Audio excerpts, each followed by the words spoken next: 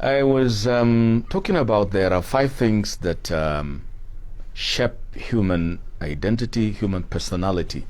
Each and every human being needs 5 factors. Talking in the light of 5 for 5. Segment 1, second, now the third segment. That is, each and every man needs 5 things to make sure that his personality is established. Number 1, there is what is called genealogical factor. That is to say, your genealogy has to be established before you can be a respected and respectful human being. In trying to actualize this, you have to make sure that irresponsibilities are kept away. Don't commit zina. Don't go beyond the borders of Allah the Almighty. Because for somebody to be a man of respect, he has to establish his clean biological table. He is the son of A, son of B, till Adam alayhi salam. But children born out of wedlock cannot establish their genealogical connection. There is a break. And the Quran says in chapter number 25, verse number 54, وَهُوَ الَّذِي خَلَقَ مِنَ الْمَاءِ بَشَرًا فَجَعَلَهُ نَسَبًا وَسِهْرًا وَكَانَ رَبُّكَ قَدِيرًا. Allah created man from water. He made him connected through marriage and through blood relation. So for somebody to maintain his personality, he has to make sure that his genealogy is established. So in this case, controlling your eyes is very important, because sending your eyes looking at things haram is an invitation to the commitment of bad thing. That is why in the Quran Allah says in chapter number 24, verse number 30, قل للمؤمنين يغضوا من أبصارهم ويحفظوا فروجهم ذلك أذكى لهم إن الله خبير بما يصنعون. Tell the believers to control their gazes. So also women are also commanded the same way. So you control what you look at. You control your interaction. Be respectful. Be a man of honor. Be a sister of integrity. Represent the home you come from as Muslims. Don't say, I am away, I can do as I wish. No. You are away, don't be away from the way. You may be away, but don't be away from the right way. Otherwise, you know what's going to happen. So that is number 1. Your genealogy has to be established, should be intact. Number 2, your linguistical factor. In other words, the language that Allah gives you, preserve it. Hausaman, Kanuri, Yoruba, Igbo, Nupe, whatever. The language given to you, grudgingly preserve it and teach them to your kid to grow up having it. Is very important. I am saying you come across some people who, just because they happen to live outside Nigeria, the language of origin belonging to their parent is lost. There is kind of a disconnect. That is not palatable. That is number 2. I hope I am communicating. Number 3, your historical factor. You have to establish where were you born, where did you go to school. This, connects you to your personality. Okay? Genealogical, linguistical, historical, and number 4, religious. You have to maintain your religion. And to us, the only religion recognized by Allah is Al-Islam. Inna dina indallahi al-Islam. Okay, so you have to maintain your religion, your appearance, your behavior. Maintain praise 5 times a day. Fast in the month of Ramadan.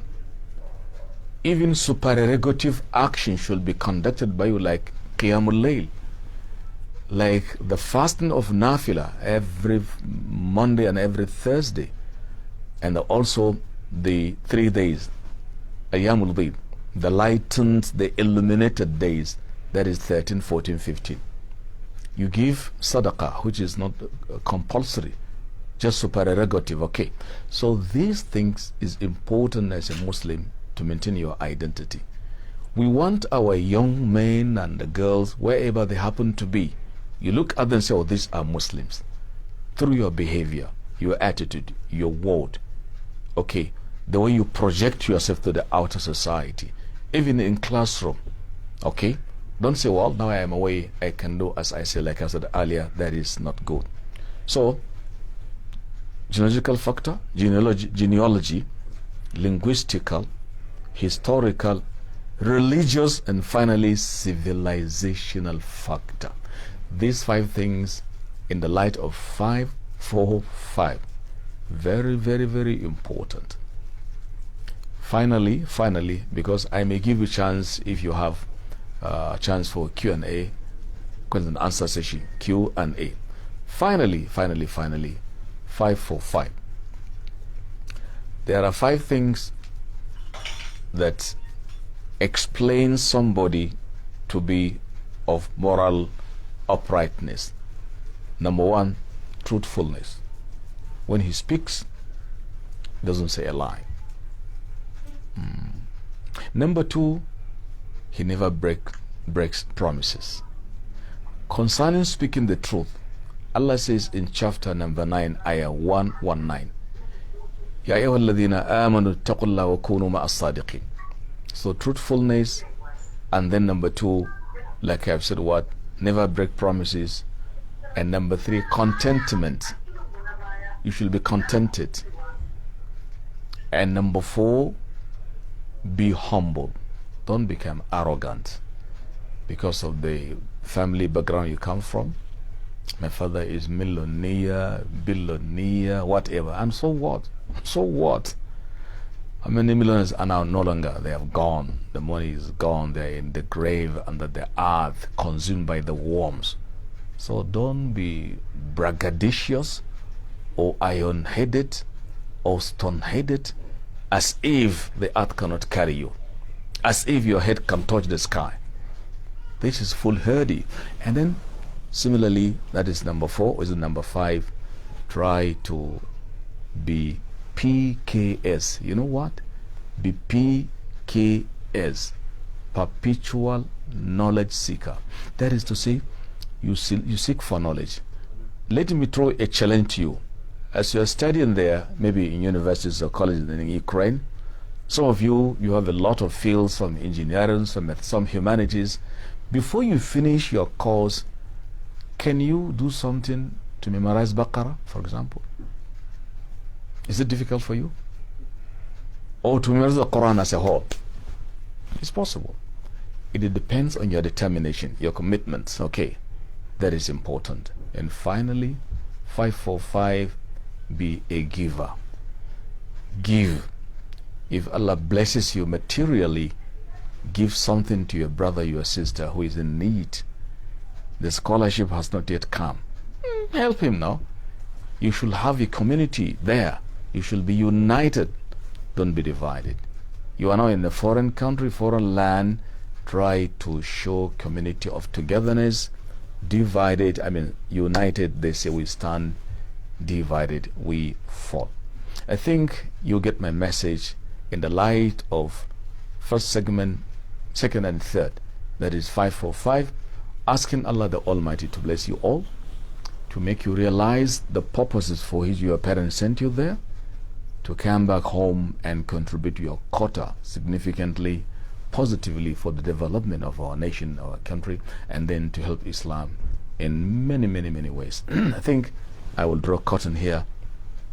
If you have your question and answers, now the ball is in your court. You can score.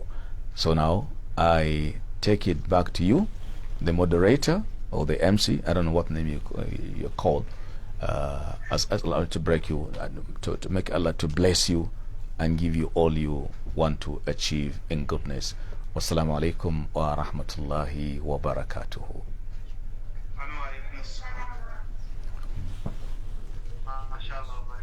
Thank you very much for this great and wonderful question.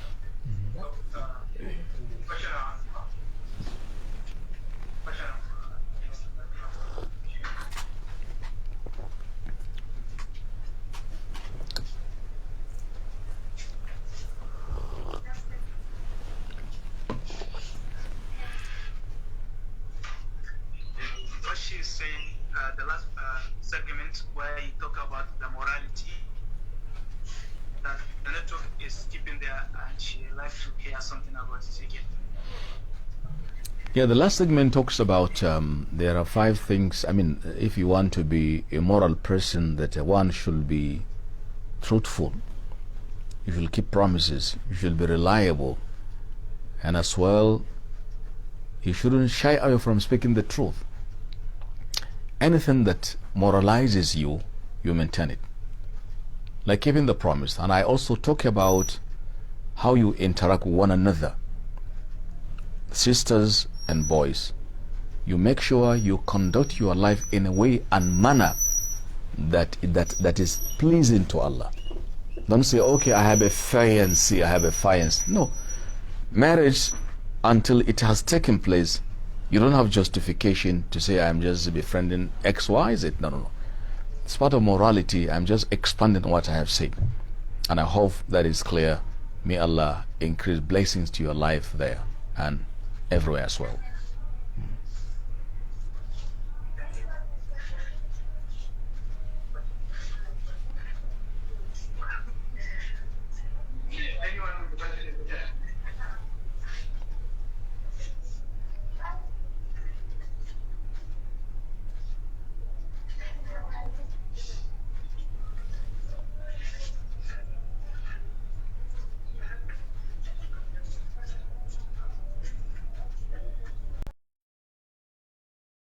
In other words, just about 41 days ahead before Ramadan is around the corner. Okay.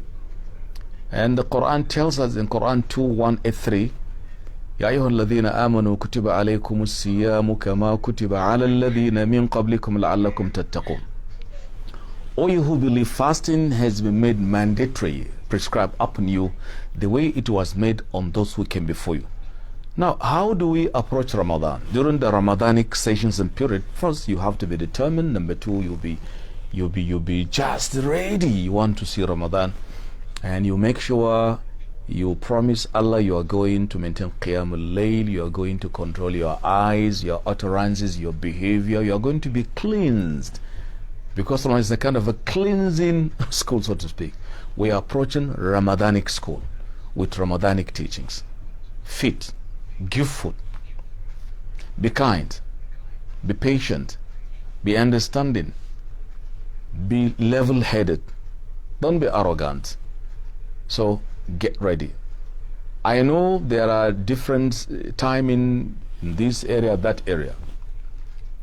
For example, you go to some places in Siberia and Russia where it is a kind of a temperate latitude.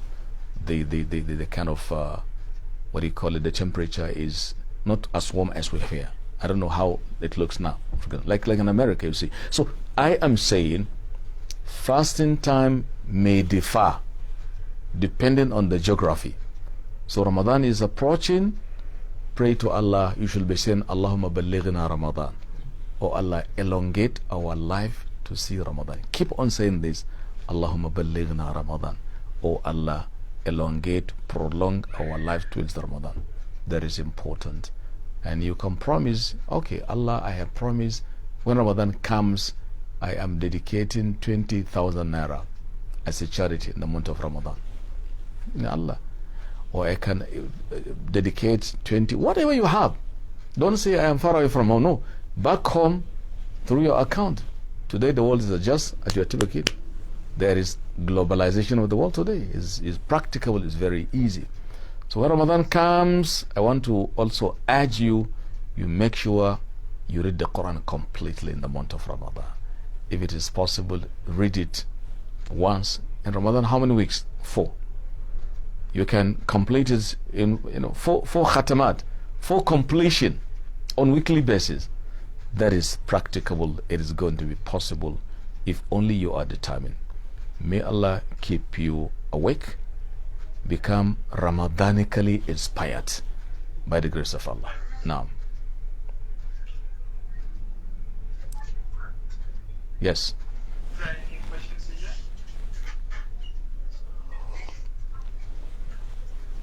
Okay, I think, Sheikh, with this, we'll come to the end of this wonderful topic of presentation.